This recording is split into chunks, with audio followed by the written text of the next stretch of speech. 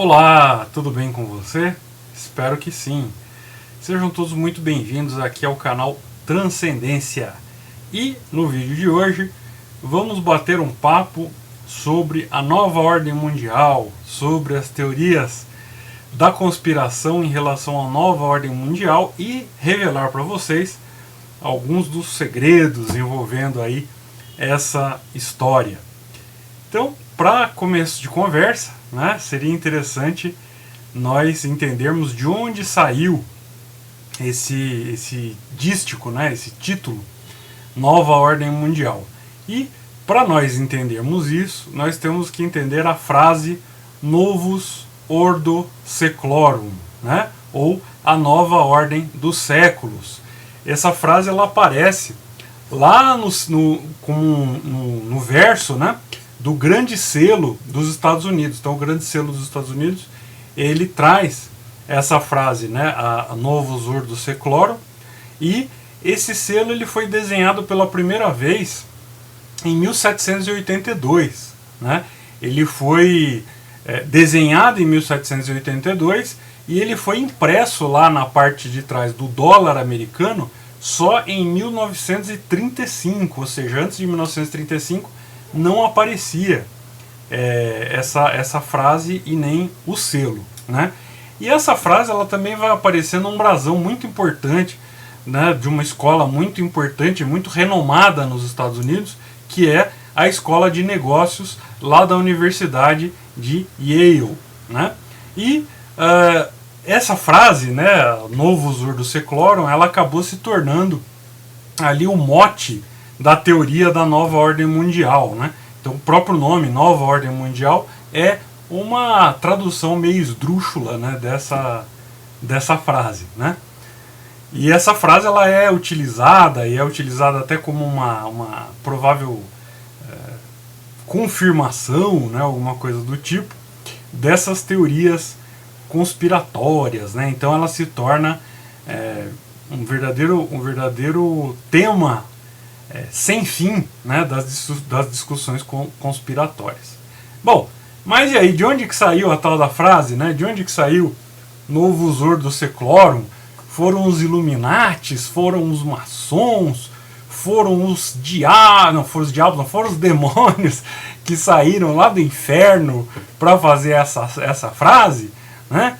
Ou talvez os demônios sejam esse povo chato que fica falando disso o tempo inteiro, né?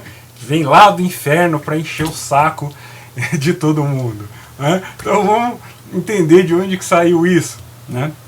Na verdade a expressão vem da quarta écloga, né, de Virgílio. Então lá na quarta écloga de Virgílio, ele diz o seguinte: Magnus ab integro seclorum natitur ordo iam redit et virgo redeunt Saturnia regna ia nova progenies cello demititur alto, né? Ou seja, o grande objetivo das eras nasce novamente, e agora a justiça retorna, as regras retornam honradas, agora uma nova linhagem é enviada para baixo do alto dos céus. Bonito, né? O verso da écloga de Virgílio. Então eles pegaram trechos dessa quarta écloga e usaram como o dístico. E essa écloga, os cristãos lá da Idade Média, eles interpretavam esses versos como uma profecia da vinda de Cristo, né? Ou seja, essa coisa do grande objetivo das eras que nasce novamente, a justiça que retorna, as regras que retornam honradas, uma nova linhagem enviada para baixo do alto dos céus, né? Então foi disso aí que saiu, né? Foram trechos, né? Ordo Seclorum e tal, que foram utilizados para fazer esse dístico, né? Então a origem disso é Virgílio, né? O poeta Virgílio. Muito bem, então eu já disse, né? Os cristãos da Idade Média usavam essa mesma écloga como uma profecia da vinda do Cristo, né? E no caso dos Estados Unidos, quando foi colocado esse dístico do grande selo dos Estados Unidos, né, ele foi proposto por um latinista, né, que foi o Charles Thomson. E o Charles Thomson ele esteve envolvido na concepção desse grande selo, né? E a ideia do Charles Thomson era representar o início de uma nova era americana, né, a partir da data lá da Declaração da Independência dos Estados Unidos. Ou seja, a ideia era que depois da independência dos Estados Unidos, uma nova era nasceria, a justiça retornaria, né, as regras, como diz lá a Écloga do Virgílio, retornariam honradas, né? Então, uma nova bênção seria enviada dos céus para o povo norte-americano. Então, a ideia era exatamente essa, era representar o início de uma nova era americana, né? E aí, claro, gente que não sabe disso, né, gente que adora inventar o que não sabe, começou a dizer que haveria nisso aí uma mensagem cifrada de uma nova ordem mundial, né? Aliás, esses dirigentes da nova ordem mundial seriam bastante burros, né? Porque eles deixam, segundo os teóricos da conspiração, eles deixam traços para todo lado, né? Eles deixam aí uma série de elementos para que os grandes e inteligentíssimos teóricos da conspiração eles descubram todos esses planos. Ou seja, em vez de eles fazerem a tal da dominação mundial quietinhos e sem deixar rastro para nada, eles deixam rastro em tudo que é lugar. Até na nota de dólar eles colocam lá um rastro para que, né, qualquer pessoa aí muito inteligente que acredita na teoria da conspiração ache, né? Bom, a teoria conspiratória, né, sobre uma suposta nova ordem mundial, ela despreza uma série de dados que são dados elementares da geopolítica, né? Então, por exemplo, ela despreza os interesses estratégicos fundamentais dos estados, né? Por exemplo, a manutenção do território, a segurança de fronteiras, a produção de bens para consumo interno e exportação, despreza a imensa complexidade, por exemplo, a diversidade cultural, religiosa, né, moral, étnica, etc. Então, tudo isso, na teoria conspiratória aí da nova ordem mundial, é desprezado, né? Ou seja, todo o mundo, né, todos os estados, todos os povos, todas as nações, elas estariam submetidas a um plano, né, a um plano com objetivos que não são muito claros e cujos objetivos muitas vezes são apresentados por esses teóricos da conspiração.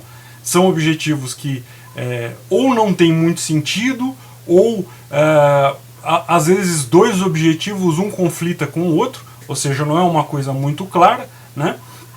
E é curioso porque, de acordo com essa teoria, né, a dominação ela já existiria, né? Então, assim, eles estão querendo uma maior dominação, mas a dominação já existiria. Ou seja, teoricamente teria uma elite pan-nacional, né, vinda de todas as nações, que desprezaria os próprios interesses, né, os interesses dos seus próprios países, e estaria composta por Illuminatis, né? Então, se você não assistiu, eu recomendo que você assista o vídeo que eu falo sobre a história verdadeira dos Illuminatis, né?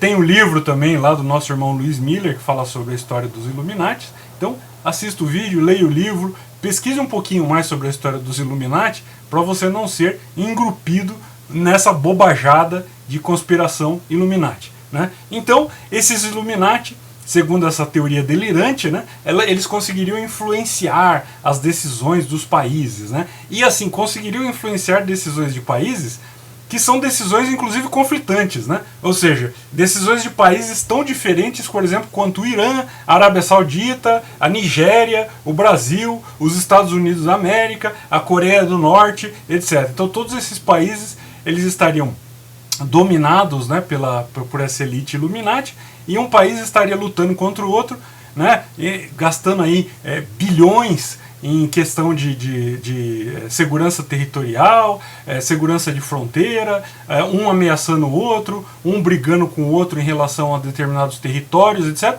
Mas tudo isso não passaria de uma cortina de fumaça para que os Illuminati, na verdade, todos eles estão muito bem combinados, tudo isso aí é só para enganar você, né? Ou seja, eles gastam bilhões de dólares para fazer guerras que são só para enganar você e deixam rastros, né? Por exemplo, lá na nota de $1 dizendo, olha aqui, ó, nós estamos aqui, a nova ordem mundial e etc, né?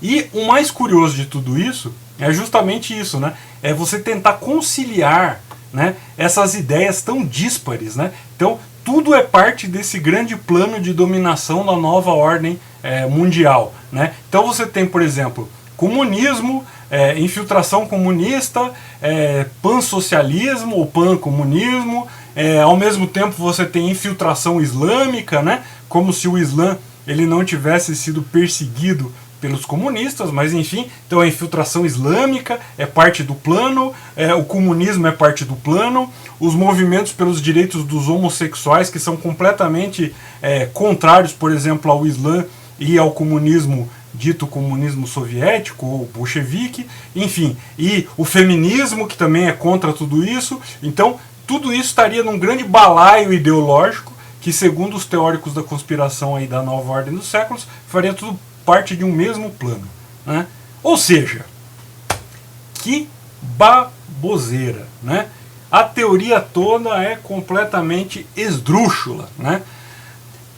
Parte de um princípio totalmente absurdo, né? Para quem tem um mínimo de formação em geopolítica, em política, né? Em economia, a teoria é totalmente esdrúxula, né? Porque parte do princípio de que seria possível um tipo de comando mundial, né? Um comando mundial que seria unificado, que não tem nenhuma divergência, né? Que não tem interesses pessoais ou particulares, né? E onde o grande objetivo seria um governo satânico, né? Um governo ditado por pressupostos aí, religiosos, por pressupostos culturais de determinadas culturas, né? De uma cultura judaico-cristã. Então, esse tipo de comando unificado, ele seria um comando que não tem divergências, né? E cujo objetivo seria um tipo de governo satânico, mesmo para aquelas nações que não têm essa figura, né? Nos seus mitos, nas suas tradições, nas suas ideologias, né? Ou seja, para as quais essa história toda, né? A briga de Satanás com Cristo, ou a dominação do mundo por Satanás, não faz o menor sentido, né? Então você pega, por exemplo, lá para as populações tribais da África, isso não faz o menor sentido, né? Você pega as populações lá na China, né? Taoístas, as religiões populares, o próprio budismo, né? Isso não faz o mínimo sentido. Para a Índia, para os hindus, né?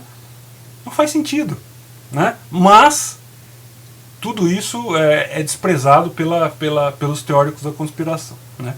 Bom, e aí? De tudo isso, o que a gente pode concluir, né? Desse balaio todo, o que a gente pode concluir?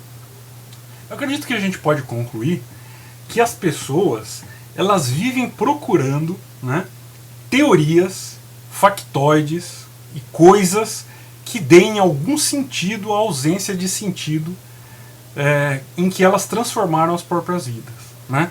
Então, é preciso inventar, é preciso criar, é preciso tirar da cartola demônios imaginários, vilões externos, bodes expiatórios, né, que de alguma maneira eles sejam culpados por tudo, né? Mesmo que as verdadeiras causas elas sejam causas complexas e que elas não tenham absolutamente nada a ver com essas fantasias. Então as pessoas elas adoram matar o próprio tédio criando loucuras, criando fantasias, né? Então, por exemplo, o brasileiro de forma geral, né, ele tem uma visão praticamente maniqueísta, né? Maniqueísta no sentido de um dualismo extremo, né? Então, assim, ele acredita que os políticos eles vieram do inferno, né? Abriu uma fenda no chão, saíram os políticos e o povo, coitadinho, o povo oprimido veio do céu, né? Baixou numa nuvem e veio do céu. Então é a luta dos políticos demoníacos contra o povo santo, né? E essas pessoas não percebem que os políticos eles saíram do povo, né? Eles são uma amostra do que é o povo. Então, se o povo é corrupto, você terá políticos corruptos. Se o povo é ignorante, você terá políticos ignorantes, né? Não existe um dualismo, não existe um povo coitadinho que é explorado por políticos maldosos e que vieram de lugar nenhum ou que subiram no inferno. As coisas não são assim, né? Então, agora a moda é tudo deve ser contabilizado na conta de um partido ou de outro, de uma ideologia ou de outra. Mas as pessoas não se dão conta da própria responsabilidade delas em relação à situação em que uma sociedade se encontra. Cada pessoa é responsável pelo seu país, pela sua sociedade, pela sua casa, pelo bairro em que vive, pelo modo como lida com as coisas, pelo modo como lida com o dinheiro, pelo modo como lida com a questão da moral, né? Cada pessoa é responsável por isso. Então, quando as pessoas elas não querem assumir responsabilidades, né? Elas não assumem responsabilidades, então elas se isentam dessas responsabilidades e elas lançam essas responsabilidades sobre outras pessoas, né? Então, por exemplo, se uma pessoa fez sucesso, é porque aquela pessoa fez pacto com o diabo ou porque ela é Illuminati, né? Não é porque a pessoa se esforçou, porque a pessoa teve oportunidades, porque ela teve sorte, porque ela conheceu as pessoas certas, porque ela estava no lugar certo no momento certo. Não, é porque ela teve um pacto, é porque ela teve ajuda lá dos Illuminati, né? E assim vai. Então, todo mundo que tem sucesso de alguma forma teve pacto, foi ajudado pelo diabo, é Illuminati. As pessoas elas não prestam atenção nas próprias vidas, elas ficam prestando atenção à vida dos outros, né? Porque a própria vida delas é um saco, né? É uma vida sem sentido, é uma vida sem gosto, é uma vida tediosa. Então ela precisa, por exemplo, ficar vendo revistas das celebridades, ficar vendo revistas da vida de não sei quem, da fofoca. Ela precisa seguir a novela porque a vida dela não tem gosto, então ela precisa estar o tempo todo ali vendo a vida alheia. Ela precisa estar o tempo todo inventando justificativas e teorias para o próprio insucesso ou para aquelas coisas que ela não gosta de assumir por si mesma. E eu acredito que essas teorias conspiratórias, em grande parte, elas saem disso, né? Elas saem justamente dessas frustrações, né, de grupos que fazem com que essas invenções elas sejam propagadas, elas sejam admitidas, elas sejam adotadas por grande número de pessoas, porque elas enxergam nessas teorias, elas enxergam nessas fantasias, por mais irrisórias, por mais malucas, por mais indecentes até que elas sejam, né, essas teorias elas oferecem um conforto para a própria sensação de mediocridade ou a própria sensação de inferioridade das pessoas, né? Então, mesmo quando a gente vê alguns comentários, algumas pessoas que entram nos comentários xingando, né, aqui nos vídeos ou em outros canais e tudo mais, ou querendo impor a sua própria ideologia, isso tudo parte exatamente dessa frustração, né, dessa sensação de inferioridade, né? Então ela precisa atribuir alguma coisa maior que ela própria a culpa pelas próprias frustrações, pelas próprias misérias, pela própria incompreensão do todo, né? Então é mais fácil criar aí uma teoria conspiratória de uma super elite, né, totalmente irreal do ponto de vista político, do ponto de vista sociológico, do ponto de vista até antropológico, né? A gente sabe que os grupos eles é um fato antropológico que haja conflito, que haja oposição entre os grupos, mas esse pessoal das teorias conspiratórias eles preferem acreditar que existe uma super conspiração, um grupo altamente unido, sem conflito nenhum, que vai dominar o mundo para Satanás, né? E mesmo que nesse grupo tenha lá pessoas de culturas que não tem nada a ver com Satanás, que nem nunca ouviram falar dessa figura, essas pessoas elas estão ali para isso, né? Ou seja, mais uma maluquice, né? Mais uma teoria sem pé nem cabeça que as pessoas adoram repetir e que sempre tem alguém para apoiar e dizer que isso faz algum sentido, que isso de alguma forma tem alguma justificativa. Enfim, cada um sabe de si, cada um sabe aquilo que é conveniente para si próprio acreditar. Bom, muito obrigado pela sua atenção, muito obrigado por ter assistido o vídeo até agora. Se você gostou, deixe seu joinha, inscreva-se no canal, compartilhe esse vídeo com os seus amigos. Vou deixar na descrição os links para você adquirir os meus mais recentes livros, né? Se você gosta de simbologia, se você gosta de estudos históricos, se você tem interesse por conhecer um pouco mais sobre maçonaria e sobre simbologia de forma geral, vou deixar aqui no link, vou deixar aqui na descrição o link para que você possa adquirir os meus mais recentes trabalhos, que estão em e-book, num preço bastante convidativo, né? Foi lançado em e-book justamente para isso, para que seja fácil de adquirir. Então você vai lá na Hotmart, ele vai te pedir um cadastrozinho rapidinho, você vai lá, emite o boleto, paga o boleto, vai receber o arquivo, aí vai pedir uma senha, a senha é o seu e-mail, o e-mail que você cadastrou, você digita lá o e-mail e já vai ter acesso ao livro sem ter que pagar frete, sem ter que esperar correio, enfim, nada disso, ok? Obrigado mais uma vez pela sua atenção e até o nosso próximo vídeo. Tchau!